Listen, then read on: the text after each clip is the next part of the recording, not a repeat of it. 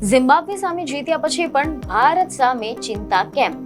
શું 72 રનની જીત ખરેખર વિશ્વાસ અપાવતી જીત છે કે માત્ર આંકડાઓનો દેખાવ છે?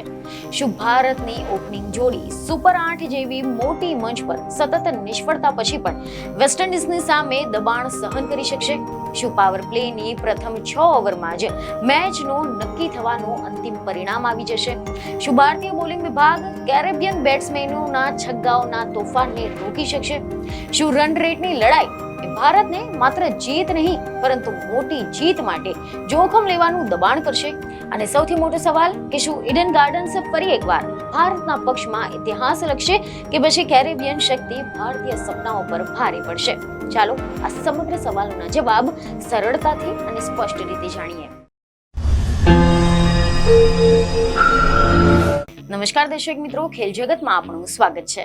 આજે આપણે વાત કરવા જઈ રહ્યા છીએ એક એવી પરિસ્થિતિ વિશે કે જ્યાં જીત હોવા છતાં પણ ઉજવણી અધૂરી લાગે છે, આત્મવિશ્વાસ હોવા છતાં પણ ચિંતા જીવંત છે અને સેમીફાઇનલની ટિકિટ હાથની નજીક હોવા છતાં પણ હજી પણ ખાતરી નથી. આજે આપણે વાત કરવા જઈ રહ્યા છીએ એક એવી પરિસ્થિતિની કે જ્યાં સ્કોર બોર્ડ જીત બતાવે છે પરંતુ ડગલેના પગલે સવાલો ઊભા થયા છે. કે જ્યાં એક તરફ સુપર 8ના મહત્વપૂર્ણ મુકાબલામાં ભારતે ઝિમ્બાબ્વેને 72 રને હરાવ્યું છે, આત્મવિશ્વાસ ફરી મેળવ્યો છે, હાર પછીની નિરાશાને પાછળ મૂકીને આગળ વધવાનો સંદેશ આપ્યો છે. પરંતુ ત્યાં જ બીજી તરફ એવા પણ સવાલો સતાવી રહ્યા છે કે શું ખરેખર આ જીત પૂરતી છે? શું આ જીત સેમીફાઇનલનો દરવાજો ખોલે છે? તો આનો જવાબ છે ના, કારણ કે આગળ એક એવો મુકાબલો છે કે જે માત્ર એક મેચ નહીં પરંતુ સમગ્ર અભિયાનનું ભવિષ્ય નક્કી કરી શકે છે. ભારતે ભલે સુપર 8ના મુકાબલામાં ઝિમ્બાબ્વેની સામે 72 રનથી ભવ્ય જીત મેળવી છે, સ્કોર બોર્ડ પર પ્રભુત્વ દેખાવ્યું છે, બેટિંગમાં તેજી જોવા મળી છે, પરંતુ આ જીત સેમીફાઇનલની ગેરંટી નથી બની રહેતી. હવે બધાની નજર છે 1 માર્ચે વેસ્ટ ઇન્ડિઝ ક્રિકેટ ટીમની સામે થનારી જંગ પર, જે ઐતિહાસિક ઈડન ગાર્ડન્સમાં રમવાની છે. જી હા, મીડિયા રિપોર્ટ અનુસાર એવી માહિતી સામે આવી છે કે 1 માર્ચે કલકત્તાના ઐતિહાસિક ઈડન ગાર્ડન્સમાં ભારત અને વેસ્ટ ઇન્ડિઝ આમને સામને ટકરાવવાની છે. અને આ મેદાને અનેક ખેલાડીઓ જોયા, અનેક હીરો બનાવ્યા અને અનેક સપનાઓને તોડી પણ નાખ્યા છે. અને હવે અહીંયા ફરી એકવાર ઇતિહાસ લખાવાનો છે અને બંને ટીમો માટે આ મુકાબલો કરો યા મરો જેવી સ્થિતિ છે. બંનેએ ગ્રુપ ચરણમાં 4 મેચ જીતી લીધી હતી. ભારતે પાકિસ્તાન, અમેરિકા, નેધરલેન્ડ્સ અને નામિબિયાને હરાવીને દમ બતાવ્યો છે, જ્યારે વેસ્ટ ઇન્ડિઝે પણ ઇંગ્લેન્ડ, સ્કોટલેન્ડ, ઇટલી આની સાથે જ નેપાળને હરાવીને શક્તિ દર્શાવી છે. પરંતુ સુપર 8માં આ બંને ટીમો દક્ષિણ આફ્રિકાની સામે લડખડાઈ ગઈ હતી અને હવે રન રેટની લડાઈ છે, પોઈન્ટ્સની હરીફાઈ છે અને માનસિક દબાણની કસોટી છે. એક તરફ ઝિમ્બાબ્વે સામેની જે જીત છે તે ખુશી આપે છે, ત્યાં જ બીજી તરફ ચિંતાઓ હજુ પણ દૂર નથી થઈ. કારણ કે પ્રશ્ન હવે એ થઈ રહ્યો છે કે ઝિમ્બાબ્વે સામે જીત્યા પછી પણ ભારત સામે ચિંતા કેમ છે?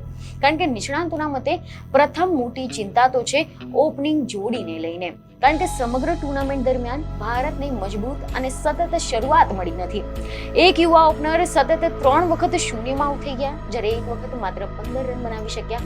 અને આ જે આંકડાઓ છે આ માત્ર આંકડા નથી, આ દબાણ દર્શાવી રહ્યું છે.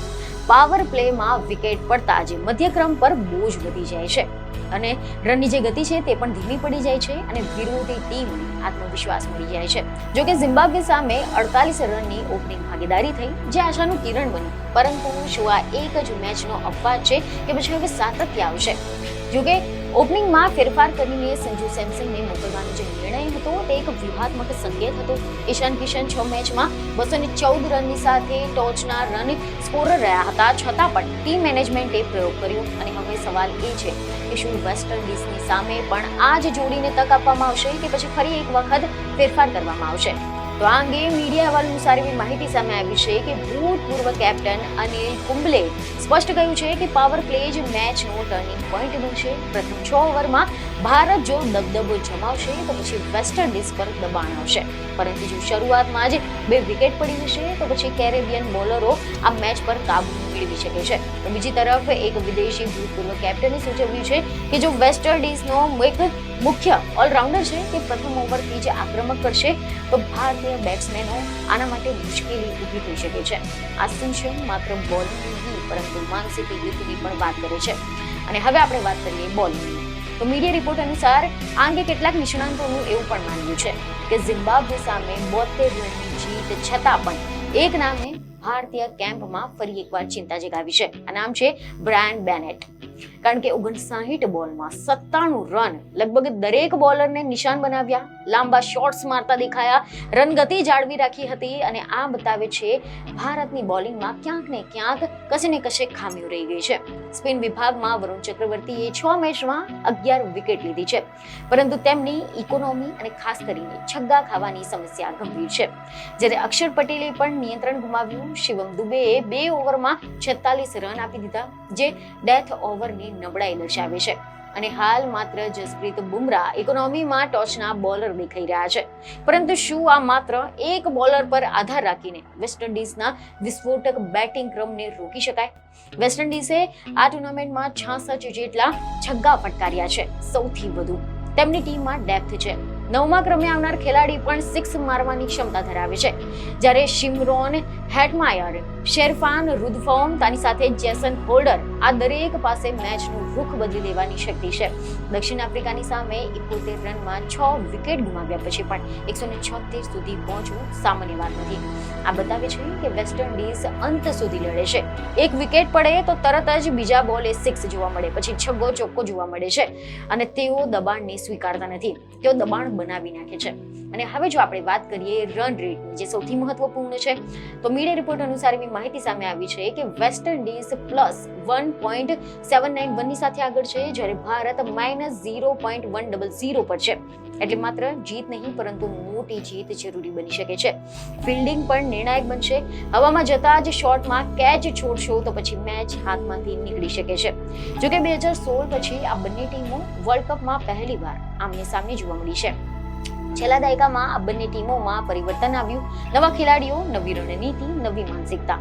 પરંતુ ઇતિહાસ સાક્ષી છે કે ભારત અને વેસ્ટ ઇન્ડિઝ વચ્ચેનો જે મુકાબલો છે તે હંમેશા રોમાંચક રહ્યો છે.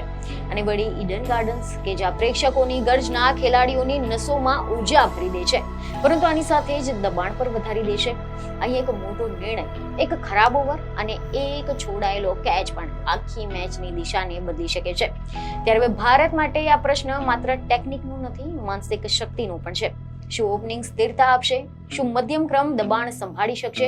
શું બોલિંગ વિભાગ ડેથ ઓવરમાં રન રોકશે? શું ફિલ્ડિંગ ભૂલ નહીં કરે? કારણ કે સામે જે આવી રહી છે એવી ટીમ છે જે હારને ક્યારેય જીતમાં ખેંચી લાવી શકે છે. સામે જે છે એ એવી બેટિંગ લાઇનઅપ છે જે છગ્ગાઓનો વરસાદ વરસાવી શકે છે. સામે જે સેમીફાઇનલની ટિકિટ જે માત્ર એક જીતની દૂરી છે. ઝિમ્બાબ્વે સામેની જીતે આશા આપી છે, પરંતુ હવે અસલ પરીક્ષા હજુ બાકી છે. અને આ મેચમાં જીત માત્ર સ્કોર બોર્ડ પર નહીં પરંતુ મનમાં જીતવી પણ જરૂરી બની ગઈ છે. જો ભારત એક સાથે બેટિંગ, બોલિંગ અને ફિલ્ડિંગ આ ત્રણેય ક્ષેત્રોમાં શિસ્ત અને આક્રમણનું સંતુલન જાળવી શકશે તો પછી કદાચ સેમીફાઇનલનો રસ્તો ખુલ્લો છે. જોકે પહેલી માર્ચની રાતે ઈડન ગાર્ડન સાક્ષી બનશે કે શું ભારત ચિંતાઓને પાછળ મૂકીને આગળ વધે છે કે પછી કેરેબિયન તોફાન ફરી એકવાર ભારતીય સપનાઓને હચમચાવી નાખે છે. આ સવાલોના જવાબ હવે મેદાન પર જ જોવા મળશે. પરંતુ જો તમે ક્રિકેટ પ્રેમી છો તો અમને કમેન્ટમાં જરૂરથી જણાવો કે આ વિષય પર તમારું શું કહેવું છે. બીજી એક ખબર સાથે ફરી મળીશું. ધન્યવાદ.